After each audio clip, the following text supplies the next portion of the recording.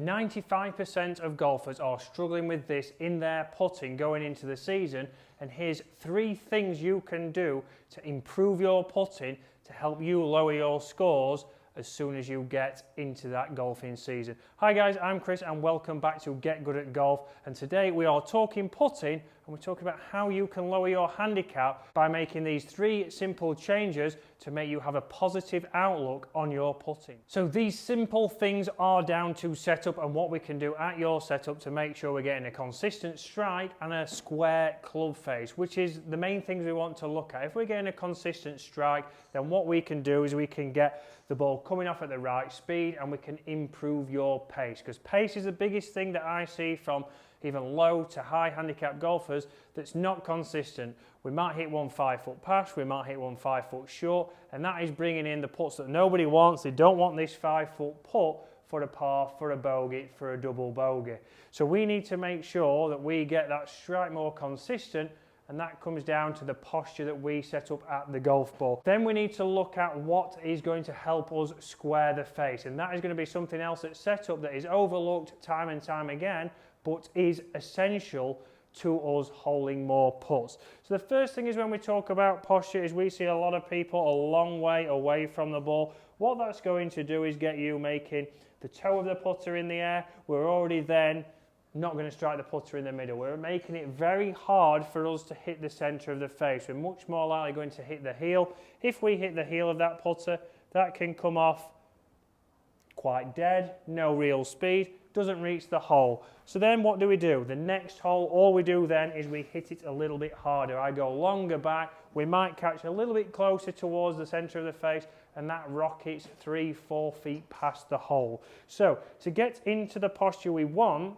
we have to then think we don't want to be too close. If I get too close, the putter's going to get in the air and we're going to have the opposite problem. We're going to have the heel off the ground, we're going to be catching the toe, and certainly from here we start to see a pattern that the putter works out and across. From there, we're cutting across the ball, which is exactly like with the driver. If I do that, I'm going to put some cut spin on the ball. I'm also going to maybe start the ball left and it might not come back, and then when reading greens, it becomes very difficult. When we're too far away from the ball, we get the opposite. We start to see that draw, we get it moving out to the right, and we don't get the strike. So how do we get into that posture? So one quick way for you to do this and to practice, you can do this in the house, you can do this on the putting green, you can do it into your routine, is if I stand up tall, get the putter out in front of me, if I had my arms out straight, bring my arms into my side, and then from there, I'm going to bend from the waist and let my hands drop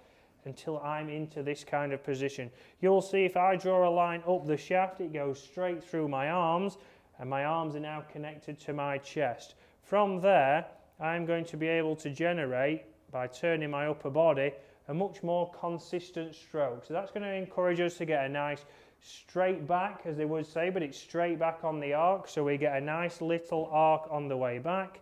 And on the way through, we also get it arcing a little bit inwards. I'm not working it out to the right, and I'm not working it to the left. So I can set up from here, bend from the waist, let the putter drop, and we can hit some putts and hopefully not lip out. From there, good strike, good pace. That just missed a little bit to the left because I didn't do the next thing we're going to talk about, which is, think about my ball position. So ball position is the second thing we want to work on. So if I have my ball position, if I get into that nice good posture and my ball position is back, I'm going to start to see that that putter face is still pointing out to the right when I come back into impact. It's still working on the arc and it hasn't gone back to square.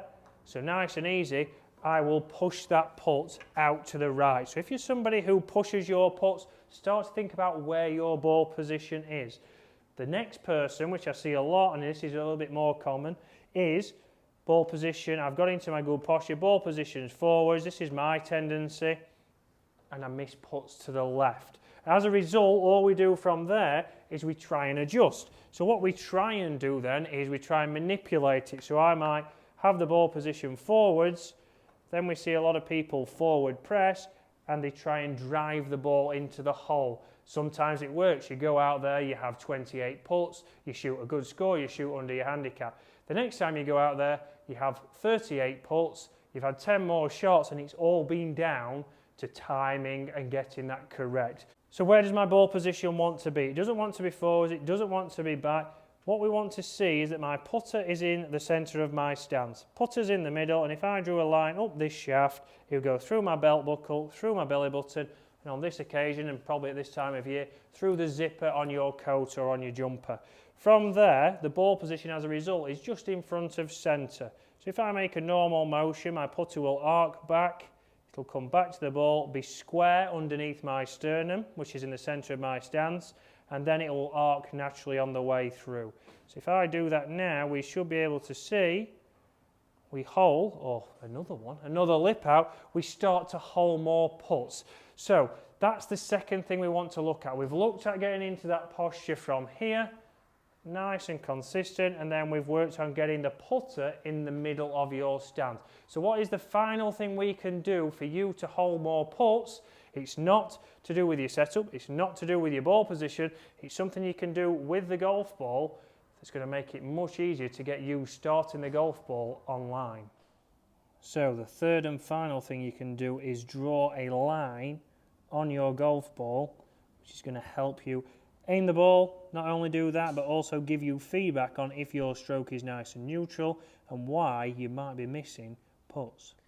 So you see, by using this line, it's going to help us be able to line that putter up with that. And once I hit the putt, we can start to see, was my face square, which it was. You could see it roll perfectly.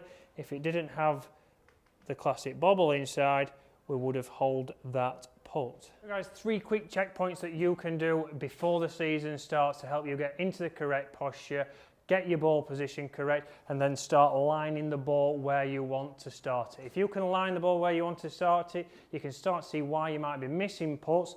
We are still going to miss putts, and that's why I've left these putts in here. It does happen even on an artificial, but it also happens on the green. If we've lined that golf ball up, you're going to be able to give yourself the feedback, start to work down. Was it your pace? Have you hit it 8-foot pass? Was it your start line? Did you not aim the ball correctly? Or was it your technique? Did the line even on the ball not roll perfectly end over end? So they are 3 big tips. Hopefully we'll be able to do a lot more putting in the new studio here at Get Good at Golf and out on the putting green when it is not throwing it down. And as for now guys, we'll see you again tomorrow.